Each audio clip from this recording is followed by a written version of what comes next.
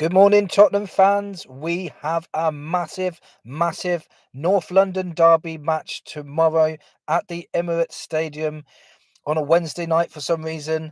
I'm not used to that kind of game on a Wednesday night, but yeah, Wednesday, Arsenal versus Spurs. Can we win? In this video today, I want to give you my 5 reasons, 5 ways on how I think Tottenham can win this game. Arsenal have won the last 3 meetings now between us, and I really don't want to make it a four. I don't even want this to be a draw. We really need to go and get that win tomorrow night. Arsenal are going for a title. We're 12th in the league, but form goes out the window when it comes to a North London derby. Anything can still happen. It's the battle of no attack versus no defense. So is this 0-0 on the cards as well? I got so much abuse. I had to pause then to remember what I was going to say. I got so much abuse when I said Spurs can beat City. City were on the ropes at the time. We had an international break. They were still undefeated at home at the time, 52 games unbeaten. But I said, this is a good time to play City and we can beat them. I got abuse for that. I got called naive, happy clapper, whatever. We went there and beat them 4-0 and I didn't get no apologies. I also then went on to predict a win against Liverpool in just recently in the League Cup. I said if we play the way I know we can play, tight at the back and counter, I said we can win this. Again, we won. I got so much abuse for that.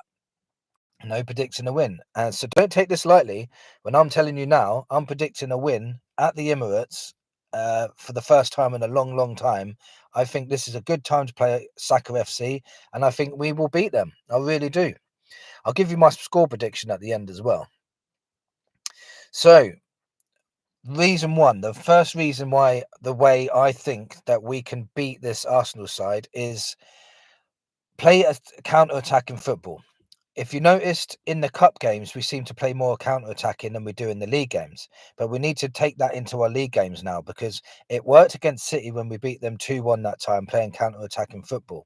We played counter-attacking football in the second half against City when we beat them 4-0. That was actually in the league that time, so that was good. But then when we played Liverpool, it was counter-attack football again against them, and we ended up with the victory and a clean sheet. Clean sheet in two out of the 3 times that we've played counter-attacking football. So it's a good omen to play that way. We're one of the best counter-attacking sides in the league. So last time we played the Gooners, they sat back and defended for 90 minutes. Very boring football, and they relied on set pieces to beat us. But they're at home, so I'm expecting them to come out and be a little bit more open this time. The blueprint is set now to beat Arsenal. Sit back and counter, and you will beat Arsenal. They're very blunt up top. Anyone that's played them in this way has beaten them recently. Man United just done it. Newcastle played that way and beat them. So, if Ange has any tactical nous about him, like a lot of people say he hasn't, but I say he has, he will win the day with this counter-attacking football. Number 2, this coincides with number 1, really. So we need to score the first goal. Scoring the first will bring Arsenal onto us even more, which will cause us to have even more counter-attacking football, leave their defence exposed, leave Saliba and Gabriel exposed while Arsenal are trying to come forward for the equaliser. And I think that's where we can hurt them the most, when Arsenal really need to get an equaliser. Number 3, nullify Odegaard. Seems obvious, but without Saka, Arsenal are very blunt up front. Not very scary at all, in my opinion. For spending 700 million and you haven't got a striker, it's very strange to me. Especially when you're going for a title.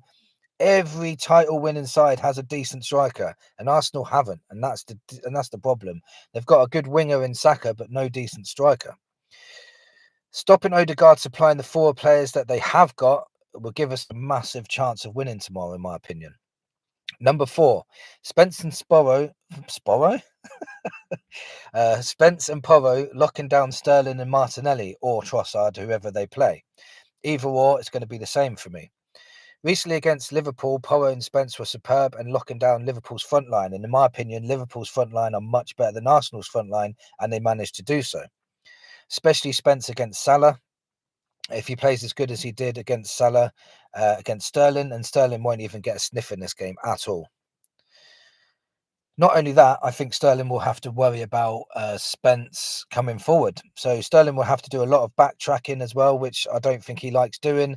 And Spence is more athletic than him, faster than him, stronger than him, and my opinion, better than Sterling. So Spence is now, in my opinion, one of our probably the best fullback we have now. He can play out of position and still look just as good. He's a very, very good player. Sterling's going to have a very tough day if Spence is on his game.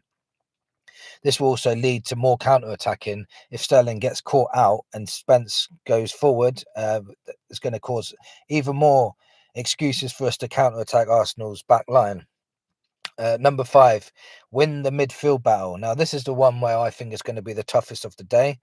It's a cliche that if you win the midfield, you win the game. So Arsenal midfield is strong. I'm assuming they're going to play Partey and Rice in a double pivot in the midfield, with Odegaard in the 10. I've already spoke about nullifying Odegaard. So basically, what's Rice's and Partey's job against Tottenham tomorrow? Are they going to be trying to help the attack, or are they going to be trying to nullify our attack? We'll have to wait and see on that. But I believe if we played Biss in the 6, Sarr in the 8, and Bergvall in the 10, not Maddison, Bergvall in the 10, I think there'd be enough energy in there and strength to compete with their midfield. I'm not saying our midfield is better than their midfield, but I'm saying that with those three, I think we can compete. Bergvall's come on leaps and bounds, putting in performances against Newcastle and Liverpool's midfield, who I think are very, very strong midfields. And so he deserves to be trusted against Arsenal and the Emirates, because his range of passing is very good. His tackling is strong. He's relentless running. He just deserves to be playing. I know he's only 18, but he's been playing so good. He might as well be rewarded for it. Kingsky's going to be good. It's going to be key to this as well. Last time we played Arsenal, we really struggled playing out from the back. Kingsky's strength is playing out from the back. So, and his switches to long balls as well, it makes us less predictable than in other games against Arsenal before. He also looks pretty strong from corners and from long throw-ins, as we saw against Tamworth. So he's pretty good at in the air for corners and stuff, which will nullify the threat from set pieces from Arsenal, and the attacks won't be so severe. My prediction for this game, if all this goes to plan, like I'm saying, and Spurs do this, I really think that Spurs can get a victory here, either 2-0 or 2-1. I'm going for 2-1 because Arsenal are at home, and we have no defence, so I can't really predict a clean sheet, but I still think we're going to nullify them a lot. Their attack is very poor at the moment, very struggling for confidence. I think 2-1 to Spurs. Can we beat Saka FC?